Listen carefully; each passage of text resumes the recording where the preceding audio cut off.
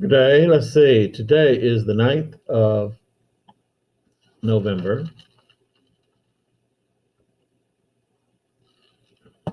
and the majority of us are in school all together, but also people at home. And so you still receive a steady diet of canned Horton, which canned Horton is going to come in handy, when it snows or something like that. So, yeah, the cool thing about canned Horton, you can always go back and reopen it. It never goes bad. It may be stale, but it never goes bad. And so, yes, let's talk about the Enlightenment. We are getting close to the end of the chapter. Two things. Number one, I think that we'll be having a test soon, perhaps the end of this week. But I do know that you have an LEQ that is to be done beginning Friday over the weekend to be turned in Monday. Okay, it is not timed, but yeah, if you look, yeah, next Friday, you'll be seeing that. A full LEQ paper, test grade worth 100 points. So, yeah. Um, shall we begin then? Make sure that you know, and I went over this before, that Mary Wollstonecraft wrote The Vindication of the Rights of Woman as a reaction to the Declaration of the Rights of Man, which is the cornerstone document of the French Revolution. Her daughter Mary Shelley wrote, Yes, Frankenstein. So, when Baroque and Neoclassicism dominated art and architecture of the Age of Reason, a new style began to come forth in the 1730s. But we've already went over Baroque, let's make sure we understand Neoclassicism. This is an example of neoclassical architecture. Obviously, this is St. Peter in Chains Cathedral. And this, in the good old days, who knows? Maybe if COVID ends one day, we can take a field trip. In the good old days, I would take my AP Euro guys on a field trip to Cincinnati. We studied the cultural history. It was actually a field trip that was designed for my arts and humanities class, but suddenly, before you know it, my AP Euro classes were going on, and they pretty soon dominated it. But this is an example of neoclassical architecture. Not, it's called neoclassical. Neo means new. This is St. Peter in Chains Church in downtown Cincinnati. That building right there to the right of the picture, that's City Hall. Yeah, it's built in a different architectural style. But this is St. Peter in Chains Church. It was built in 1840, and they imported in, I forget how many hundreds of tons of marble for the floor. Blue French marble and green Italian marble for the floor. And it's just beautiful. And then, of course, these columns, I think they are Ionian columns. But once again, the idea is to make this structure look like a Greek temple. And if I were to show you a picture of the inside, it'd be the same thing. There would be more columns. And so that is neoclassical architecture. This is neoclassical art. This is a sculpture of Louis XV. It's life size. It's about 5 feet tall. That's in the Art Institute of Chicago. And no, I won't say anything about me going there and you guys going to see the Blue Man Group. But yeah, this is neoclassical art because notice that it depicts the French king as a Roman warrior or emperor or whatever. But see, notice he's wearing the little the tunic, the little skirt, and sandals. Yeah, and I'll guarantee you, he probably never wore something like that in his life. But it made good propaganda. And now, finally, let's look at, oh yes, another example of neoclassicism. This. This is by, and this artist you should try to remember.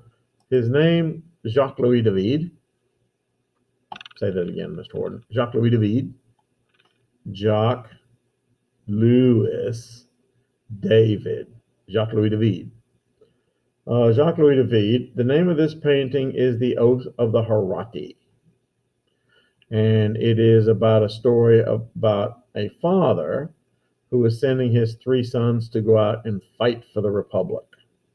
And you see there he has their swords in his hand. But notice, look at their outstretched hands. You say, well, aren't they reaching for the swords? No. They're giving the Roman salute. There was no Nazi salute then. This is the Roman salute. Now, the Nazis are going to later on borrow that. But yes, yeah. And see, once again, this is neoclassical.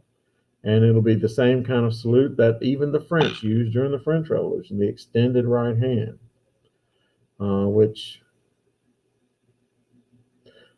yeah, has actually physical meanings other than an extended right hand, which we'll discuss at another time.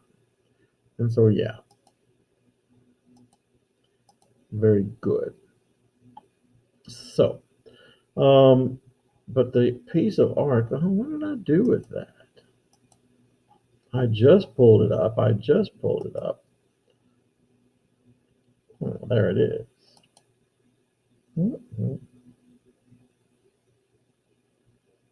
This is an example of Rococo. I don't really like Rococo art, but it's the art of the latter part of the Enlightenment. What do you notice about this painting? First of all, the colors, lots of pastels, soft colors. The greens and the light blue greens, and of course the pink of the lady's dress. But even more so, this is very typical of the era. Remember that the thinkers of the Enlightenment looked to Greeks and Romans for moral guidance. And if you really notice that picture, let me blow it up for you. I'm sorry to do this.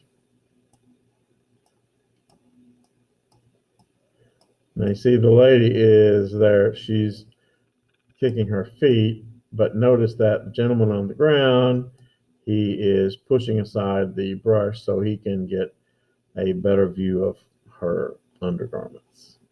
And you thought chivalry was dead. Okay.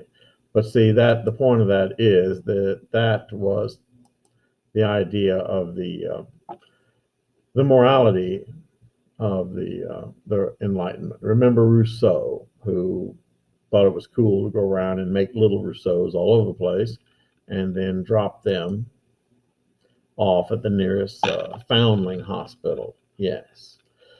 And so, back to the matter at hand. As it says there, this was Rococo and aimed to reject the strict adherence to geometric lines. Rococo tended to like the gentle curves of natural art objects like flowers and seashells, and to be honest, the human form. The Toilet of Venus, which I will not pull up, was such an example. Lots of pink pastels, and it shows a naked Venus sitting in her bathroom. Yeah, the Toilet of Venus. Rococo could also be combined with the Baroque styles to create truly lavish homes, buildings, offices. Yeah.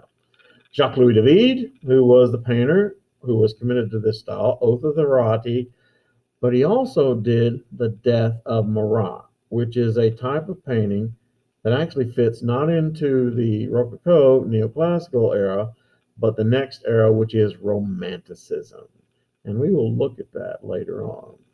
So, what today we call classical music was born in the 17th and 18th century. Italian musicians began the genre, but were soon overtaken by the Germans, particularly the Austrians. Johann Sebastian Bach created very well-ordered music, the music Toccata and Fugue. I actually have Toccata and Fugue on my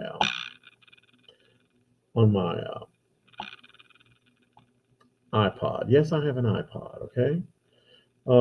And Handel, George Friedrich Handel, wrote the Messiah and the Hallelujah Chorus. The Messiah is a not just one song; it's an entire litany, a concert. Um, but the Hallelujah chorus is probably one of the easier classical pieces to remember. How? Because all they do is Hallelujah, Hallelujah, Hallelujah, Hallelujah, Hallelujah. I think I should cut an album. What about you? Later came Franz Joseph Haydn. His creations and the season were dedicated to common people. And then, of course, Mozart. About this time in class, I would show my students clips of Mozart, which I might do. I might do that in class since my guys in class have canned Horton just like everybody else. Mozart Mozart came from another planet musically, you know.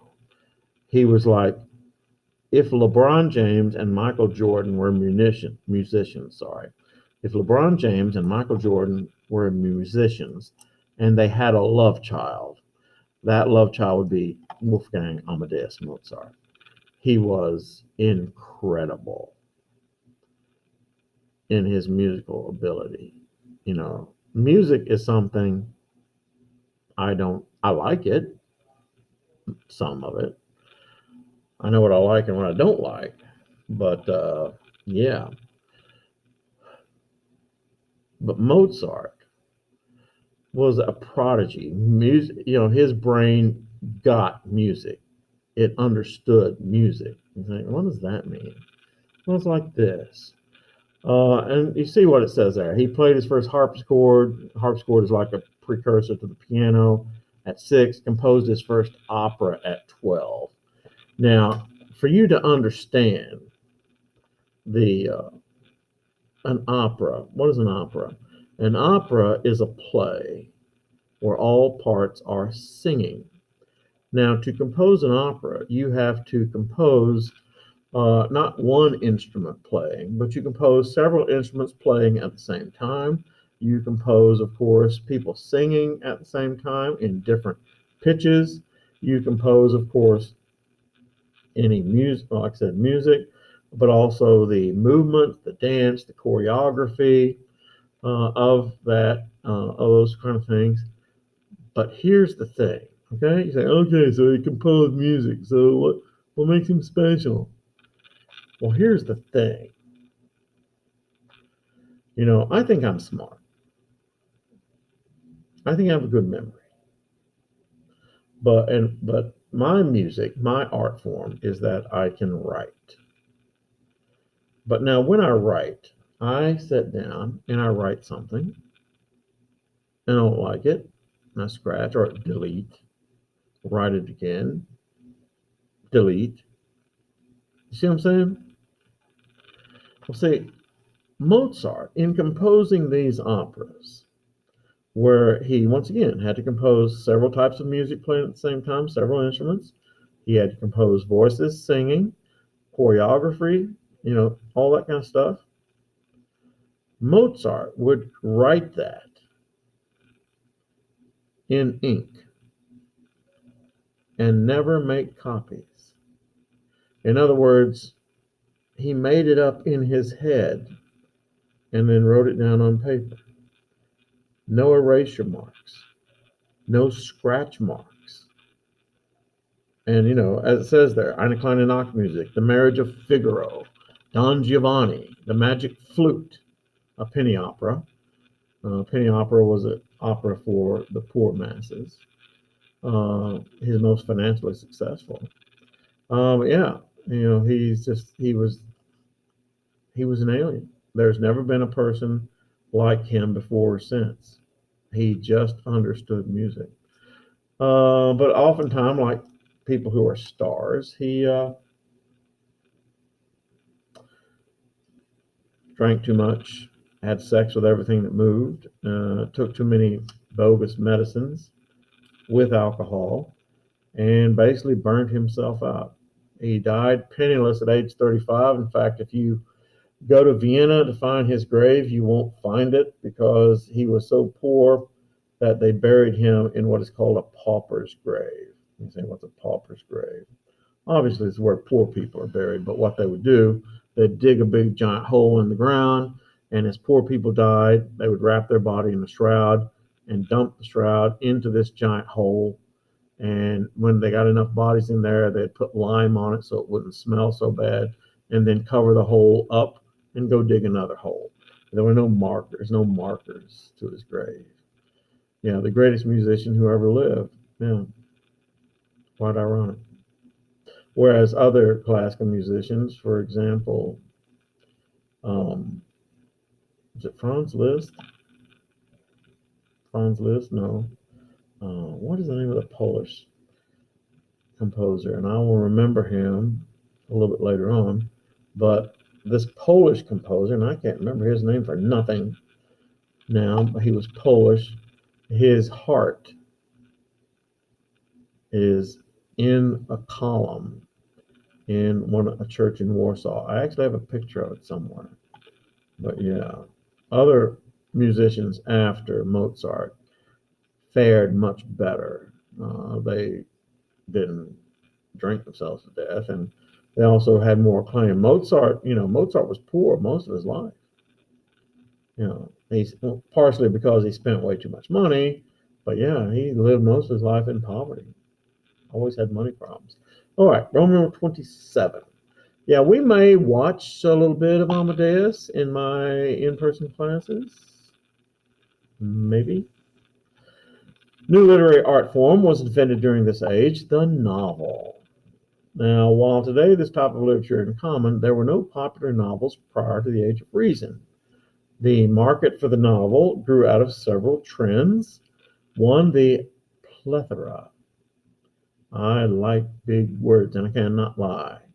Plethora, hopefully you know, means many. The plethora of printed materials, a larger reading public, more people could read.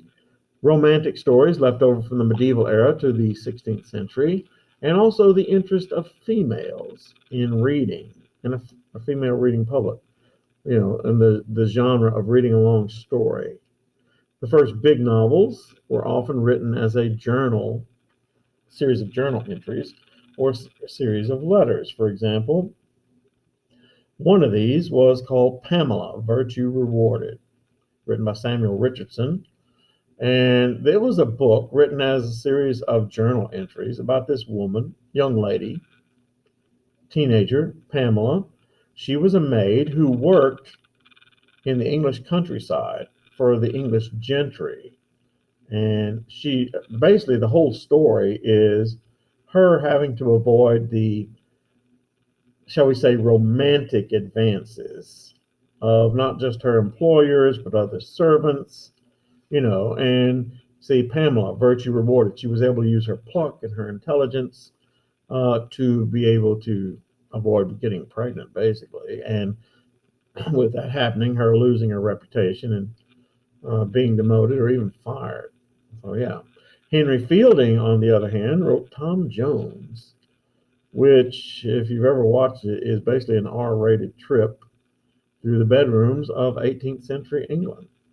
But yeah, and once again, see, that lends itself to the idea of this age of enlightenment morality coming from the Greeks and Romans. All right, Roman numeral 28. Ballet was invented by the Italians but perfected by the French. Louis XIV not only sponsored the ballet, he even participated. And not only that, when one thinks about ballet, one thinks of French ballet. The French, for example, one, they allowed women to participate. Two, they shortened up the costumes, tightened them up, so that the dancers could perform their more athletic moves. Yeah. So, Roman 29, freed from their dependence upon the effects of divine intervention in history, the histories of this era became much more secular. You say, what does that mean? Well, see, the histories of the Middle Ages had always had the slant to where this happened because God willed it. This happened because this man sinned against God. This happened because of a miracle. Well, the histories of this era got away from that, became much more secular. Voltaire wrote The Age of Louis XIV. Of course, the most memorable masterpiece, yeah, I had to read it. That's why I said that. Of this era was The Decline and Fall of the Roman Empire by Sir Edward Gibbon. That thick. Yeah. Okay. There was also a split during this time, the 18th century, between what is referred to as high culture and pop culture. High culture referred to the culture of the elite, the theologians, the scientists, the philosophers, the intellectuals. We're talking about printed material here, you see. There was a tremendous explosion in the amount of printed reading material as well as the reading public. Books expanded both in Britain and France, and there was also a taste for periodicals. Periodicals, newspapers, magazines, printed materials that come out every so often, daily, weekly, monthly, quarterly. Yeah. Magazines and newspapers began to open not only in the bigger cities, but even in the small towns. These were cheaply printed and a simple source of knowledge. Town libraries sprang up where people could rent books. Okay. This later tends to the popular tendency to believe all that we see in print. Okay, get your head around that. So much printed material appeared that during this era, people developed the tendency to simply believe anything you see in print. How do I know that? Because it says so right here in black and white. You know, I should get paid extra for being funny. Popular culture appealed to the masses, sort of like today's. There were written and unwritten tales for the masses, the bar songs, the bawdy tales, etc., etc. Okay, why don't we stop here? And I will pick up tomorrow. It's a good time to stop. So, ready? And hopefully, we'll get to see some Amadeus.